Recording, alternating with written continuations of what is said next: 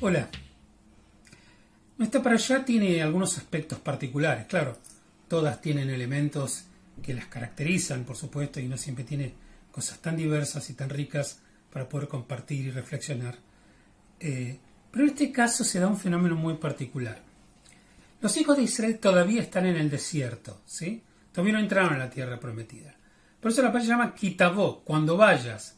Entonces el texto lo que hace es hablar del pueblo de Israel y en realidad en forma individual de cada hijo de Israel, cómo tendrían que actuar ellos cuando vayan a la tierra prometida.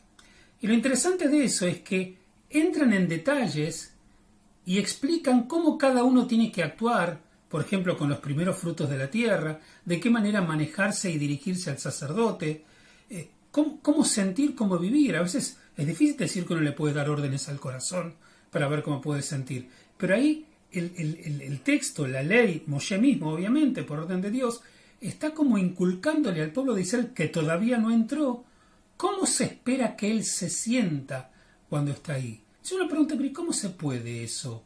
Decir cómo tenés que sentirte cuando estés allá. Porque de alguna manera el texto está absolutamente convencido de la tremenda necesidad de que el pueblo de Israel, cuando llegue a la tierra prometida, sea un pueblo ético. Es fundamental. Es fundamental para lo que lleva a Dios a tomar la decisión de hacer heredar a los hijos de Israel esta nueva tierra prometida, la nueva tierra. Ha desposeído a otros pueblos para que Israel la pueda poseer. Pero en definitiva, Él está dispuesto a hacer todo eso para cumplir con el pacto con el pueblo de Israel. Vos, pueblo de Israel, si vais a la tierra prometida y no vas a llevar una vida ética, no me sirve. A Dios no le sirve. Porque para eso hay otros pueblos que igual eran pecadores. O sea, en definitiva, ¿cuál es el sentido de cambiar un pueblo pecador por otro pecador? Más allá que en la tradición talmúdica siempre se dijo que Israel af al pi shehata Israel u, que Israel, aunque peque, sigue siendo el pueblo elegido y sigue siendo Israel. Muchas veces pensé que esta afirmación tiene más que ver con el deseo de Israel que con una realidad objetiva. ¿Y por qué digo esto? Porque esta parashá, donde se habla de las virtudes que va a tener que tener el pueblo de Israel, digamos, sobre el final de la parashá trae una lista de tremendas maldiciones que el pueblo de Israel va a vivir si no llega a actuar como corresponde. Pero lo interesante de esto, más allá de que las maldiciones, al igual que bendiciones, son una moneda relativamente corriente en los textos antiguos e inclusive en los textos bíblicos, la parashá, antes de entrar en las cosas feas que ocurrirían con aquel que no cumple con los preceptos o con aquel que no construye con una vida ética, elige comenzar de una manera positiva, de una manera auspiciosa, diría yo que, hijo de Israel, escucha bien hoy, que todavía estás en el desierto, qué es lo que se espera de vos cuando llegues a la tierra prometida. E inclusive, si entramos en los detalles, ustedes van a ver que se le pide, primero, que tenga memoria de su pasado. Nadie que no sabe de dónde viene va a saber hacia dónde va de manera plena. Segundo, tiene que ser una persona que cumpla con los preceptos por lo cual Dios lo eligió para poder heredar esta tierra. Y tercero, tiene que ser una persona moral y ética. No puede buscar solo su felicidad personal, sino que su felicidad va a ser plena cuando aquellos que lo rodean y por ahí tuvieron menos suerte que él, también están tocados por la vara de este afortunado y tener también ellos felicidad y sonrisas y alegría en función del producto de la tierra.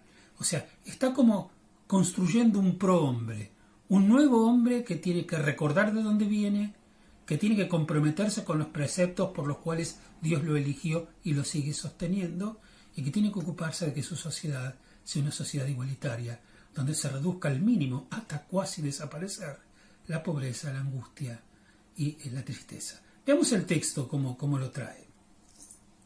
Dice, y será que cuando vengas a la tierra que Adonai tu Dios te concede a ti en heredad, y la posees y te asientes en ella, o sea, el día que lo hagas, dice, habrás de tomar de las primicias de todos los frutos de la tierra, que recogerás de tu tierra, la que Adonai tu Dios te concede a ti, y lo habrás de poner en un cesto y te encaminarás hacia el lugar que habrá de elegir Adonai tu Dios para hacer morar su nombre allí, lo que en algún momento será el Beit HaMikdash, ¿no es cierto?, más adelante. Pero en definitiva, le está diciendo todo lo que tiene que hacer, juntar los frutos, colocarlos en la canasta, ir al lugar del rezo. Todo esto cuando todavía ni siquiera entraron. pero ya lo están preparando para que sea un hombre que tenga estos valores.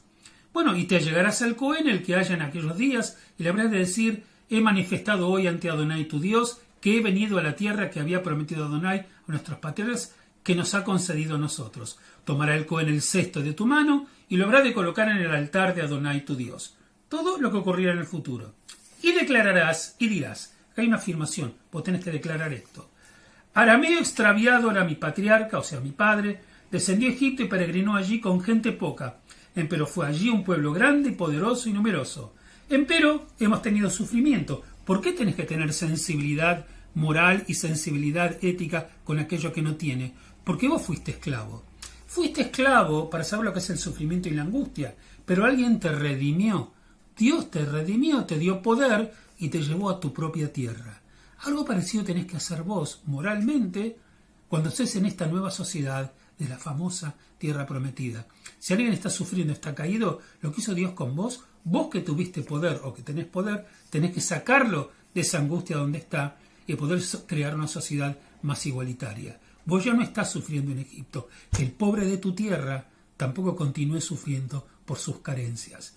Entonces le dice, y saldrás de Egipto, clamamos a Adonai, Dios nos salvó, por eso tenés que ser fiel a Dios en la nueva tierra donde vos estés, y finalmente nos sacó de Egipto con brazo fuerte y brazo extendido, con manifestación magna y con signos y portentos. Y nos trajo a este lugar y nos concedió la tierra, esta tierra, tierra que fluye leche y miel.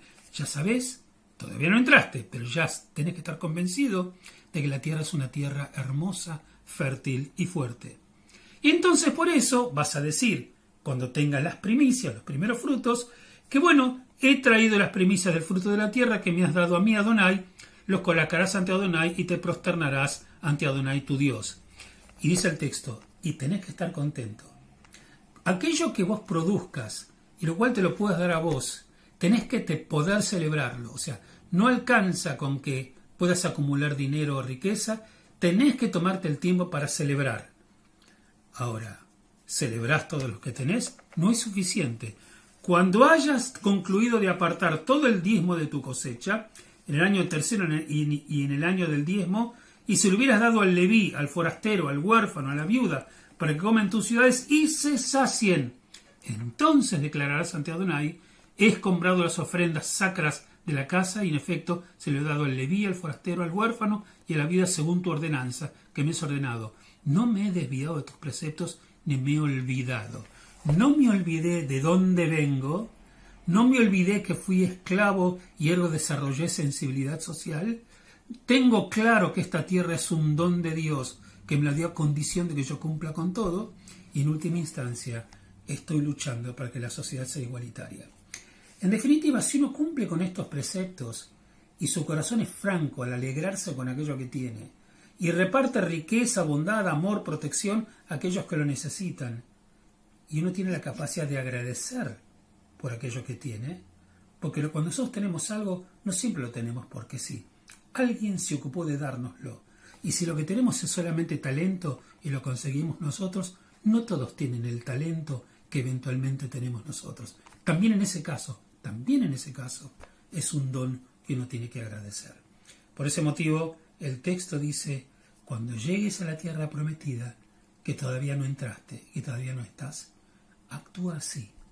Así la novedad de la tierra va a tener que ver con la novedad moral de tu propia conducta y te va a garantizar mucho de lo que estás recibiendo en este momento y de su mantención durante todo el tiempo. Shabbat Shalom Mevorach para todos.